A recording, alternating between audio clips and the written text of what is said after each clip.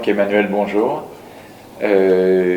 Finalement, tu nous accueilles dans un lieu absolument magnifique. Je me demandais pourquoi on se retrouvait aujourd'hui dans ce lieu. Est-ce que tu peux nous en dire plus? C'est un lieu magique. Donc moi j'aime bien la musique magique et je fais de la musique magique puisque c'est de la musique qui vient du Moyen-Âge. Et pour nous c'est un petit air souvent exotique. Et moi j'ai commencé la musique médiévale dans ma jeunesse. J'allais beaucoup avec mes parents dans les églises romanes, dans les églises gothiques et tout ça. Enfin, c'était tout un univers qui me passionnait. Donc ici je retrouve peut-être une architecture qui correspond un peu au rêve du Moyen-Âge, c'est-à-dire sans limite. Et c'est aussi de la recherche, c'est aussi de l'invention, c'est aussi... Donc en fait, moi j'ai fait beaucoup de musique du Moyen-Âge pour inventer des choses, bizarrement. La mémoire, elle s'invente finalement quelque part. Et j'ai été passionné tout de suite aussi par l'univers des instruments, parce qu'on voyait beaucoup d'instruments dans les églises justement, dans les cathédrales. À Sens, on a une très belle cathédrale avec une rosace qui représente des anges musiciens et beaucoup d'instruments. Et tous ces instruments, ils demandaient qu'à être réveillés un petit peu, à ce qu'on les entende vraiment. Et quand j'étais jeune, il y avait quelques essais d'instruments, mais c'était souvent des violons déguisés en choses un peu plus anciennes. Donc avec des luthiers, on a travaillé sur une reconstitution de ces instruments. Et de fil en aiguille, on arrivait à faire par exemple un petit rebec, comme j'ai ici, qui est la base même de l'instrument à archer, du crin de cheval qui frotte contre des cordes en boyau. À 5 cordes, d'après ce que je vois, c'est ça? Il y a même 6 cordes. Il y a 6 cordes, d'accord. Sur celui-ci, oui. Et tu nous avais pas parlé d'instruments à une corde, 3 cordes ou... Oui. Ça me semblait... Alors, c'est quelqu'un qui chante tout seul, c'est merveilleux. Une corde, c'est ce qu'il y a de plus simple et qui correspond à ce qu'on chante. Sur une corde, on peut chanter, parler, chanter. Toute la poésie était chantée à l'époque, donc c'est très intéressant aujourd'hui, puisqu'on n'a pas l'habitude d'entendre la poésie chantée systématiquement. Mais on rajoute des cordes pour faire plus de musique et pour aller dans l'univers plus entier, je dirais, de toute l'harmonie. Donc 3 cordes ou 5 cordes ou 6 cordes. On a vraiment toute l'étendue de la musique de cette époque-là. Et donc les cordes, la musique va répondre au nombre d'interlocuteurs qui vont intervenir sur la poésie, qui vont la chanter, qui vont la parler ou... Alors avec un instrument avec beaucoup de cordes comme ça me permet d'accompagner différents chanteurs dans différentes tonalités. Donc il peut y avoir déjà un dialogue entre plusieurs personnes, puisque chaque voix est différente, donc chaque voix a sa tonalité. Alors, on est parti tout de suite sur la musique. On voit le passionné, on parlait du lieu, et hop, tout de suite on a glissé sur la musique. Tu m'as toujours pas dit pourquoi on était là finalement. Pourquoi est-ce qu'on est là dans ce lieu magique? Alors, en présence de Miroslav voilà. Et de Marie-Claire qui nous accueille avec des sourires magnifiques qu'on ne voit pas évidemment sous la caméra. Mais pourquoi est-ce qu'ils nous accueillent dans cette maison hors du commun? Alors, à Michery.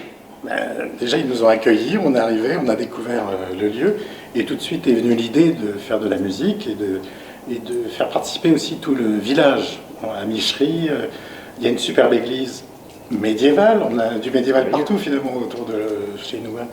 Et donc du coup, de faire vivre ces deux lieux-là, de faire une sorte de balade, puisque c'est une musique aussi qui ne se fait pas forcément comme en concert fixe. Statique.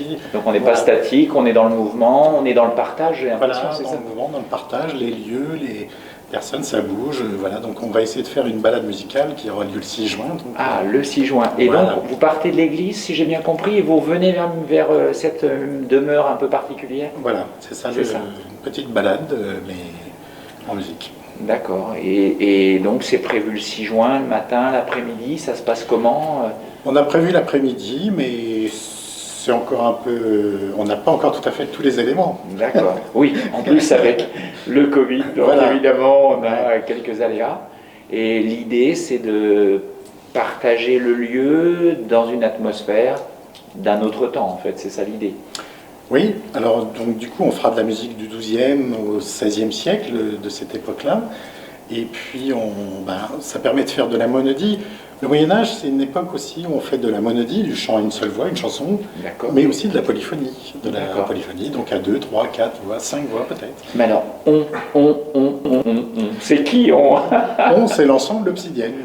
Emmanuel Bonardo, je suis le directeur de l'ensemble Obsidienne. D'accord. Et on est de 3 à 8 pour faire des concerts. Et là, je ne sais pas combien on sera au moins 5, mais on verra les disponibilités de chacun, justement pour faire ces fameuses polyphonies, puis que chacun amène des instruments différents. Camille joue des citoles, des vihuelas, des guiternes, tous les instruments qui accordent pincé. Moi, je joue plutôt des vielles à archer, comme ce petit rebec, ou un kraus, qui est un instrument gallois aussi. Et Hélène Moreau joue aussi du psalterion. Le psalterion, c'est une sorte de sitar. Et puis, on aura peut-être du tympanon, si Ludovic est là, avec des percussions. Cette possibilité-là. Il y aura peut-être Pierre Boris, qui est lui notre chanteur polyglotte, parce que quand on parle Moyen-Âge, on parle en langue d'Oïl, en langue d'oc, en latin. Pourquoi pas en vieil espagnol, pourquoi pas en catalan, pourquoi pas en... Il y a beaucoup de langues, voilà. Et donc l'idée, c'est d'emmener une population vers un univers qui est hors du commun, quoi, finalement. Revenir à l'église, qui était un peu le cœur du village, le cœur de la vie à l'époque, pour revenir vers ce jardin. Les gens seront costumés, pas costumés ou... Non, on n'est pas spécialement costumés. L'idée, c'est de profiter du moment. Voilà. Mais on profite du moment, des lieux médiévaux qui sont inspirants, et puis on oublie trop que c'est une période absolument magnifique. Quand on voit les cathédrales, on peut être que stupéfait de la richesse de l'invention et du culot, je dirais aussi, de faire des telles choses. Oui, sur des durées aussi longues et des réalisations hors du commun. Alors, Obsidienne, ça existe depuis combien de temps? C'est basé où? Alors, c'est basé tout près d'ici, à Cergines, qui est à 4 km. Il y a aujourd'hui un TGV qui nous sépare, mais autrefois on pouvait y aller à pied facilement. C'était deux dimensions différentes, Micherie et Cergines, attention. Ah bon. Alors là, du coup, vous êtes à Cergines depuis longtemps. Ça a été créé, ce groupe Obsidienne, installé à Cergines? Alors, installé à Cergines, moi je suis de Cergines, natif de Cergines. D'accord. Mais on s'est créé plutôt à Paris, où j'ai créé une école de musique qui s'appelle le Centre de musique médiévale de Paris. Et pour justement faire la recherche, et puis tout de suite enseigner aussi, faire partager cette musique-là au plus grand nombre. Et donc, c'est l'objectif. Et donc, ça existe depuis combien de temps, Obsidienne, à Cergines, à peu près? Ça fait une petite trentaine d'années, quand même. Ah oui, des petits jeunes. D'accord, effectivement, une trentaine d'années. Et vous avez un répertoire que vous présentez sur des disques, j'imagine, ou un site internet, ou comment? On a le site internet, on peut nous trouver sur obsidienne.fr sans problème. Et là, il y a tout ce que l'on fait, puisque c'est très varié. On va du concert au spectacle, et parfois aussi à des formations, des stages. À Cergines toujours, ou à Paris, là, du coup? Non, c'est un peu partout. On a beaucoup voyagé. J'ai fait un peu le tour du monde avec cette musique médiévale qui intéresse beaucoup de monde dans le monde. Et donc, du coup, le groupe, il est présent sur beaucoup de fêtes médiévales locales, j'imagine? Alors, quand on s'est réinstallé il y a une vingtaine d'années ici, on a remis à l'ordre du jour les fêtes de l'âne. Fête de l'âne, la fête des fous, c'était une fête très importante jusqu'au XVIe siècle, qui avait lieu au 1er janvier. D'accord. Et puis qui était une sorte de carnaval, c'était le monde à l'envers. C'était un jeune qui prenait la place de l'évêque, c'était voilà, le monde à l'envers.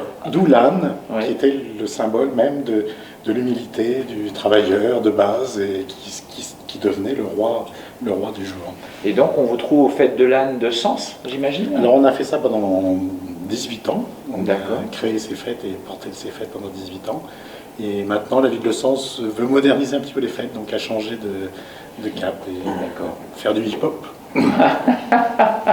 Autour de l'âne, c'est peut-être un petit peu plus original. Et donc, il y a d'autres endroits où on peut vous retrouver, hormis Micherie, le 6 juin prochain? Alors c'est une période de Covid, donc toutes les dates. Mais est-ce que vous avez des projets? Oui, bien sûr. Non, on a beaucoup enregistré ces 2 dernières années. On a fait 3 disques là, coup sur coup. Et puis sinon, on sera à Évron, par exemple, au début du mois de juillet.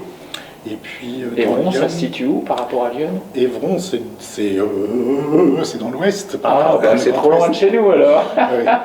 Non, non, ici, on fera des choses à Branay. C'est pas Ah très bah loin Branay, d'ici. c'est pas très loin, oui. Voilà, Branay, on sera là à Branay au mois. Et ce serait dans quelle période? Le 18 juin. 18 juin. On sera à Vézelay le 21 juin, le 20 juin, pardon, le 20 juin. Merveilleux. On fait le matin à Vézelay, le dimanche matin.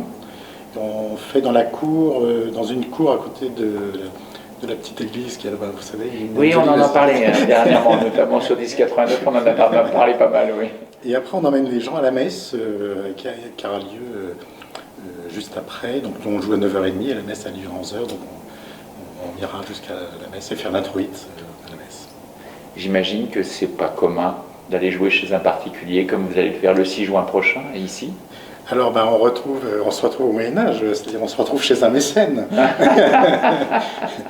On est accueillis et le troubadour ou le trouvère, comme on disait, il était accueilli par des gens qui voulaient bien l'accueillir. Le 6 juin. Parfois chez les rois. C'est quand même un événement baptême, ça fait 35 ans que Miroslav construit le lieu. Ça fait 35 ans qu'il le prépare et enfin il accepte de l'ouvrir au public. C'est quand même un événement extraordinaire. Et il l'ouvre avec de la musique médiévale. Donc voilà, on retourne aux sources et enfin un lieu qui s'ouvre à un événement un peu hors du commun. L'obsidienne, c'était une pierre qui avait du sens, qui avait une signification particulière dans l'époque. Alors, pourquoi ce nom en fait? Alors non, c'est plutôt, pour moi c'est plutôt général.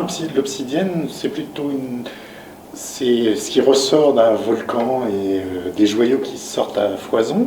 Oui. Et c'est un peu l'image qu'on avait nous du Moyen Âge et de la Renaissance, d'avoir beaucoup de musique qui sort à foison.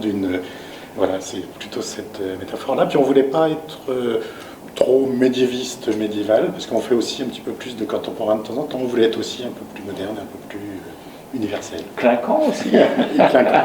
Parce que c'est une espèce de carbone, carbone lumineux en fait qui brille.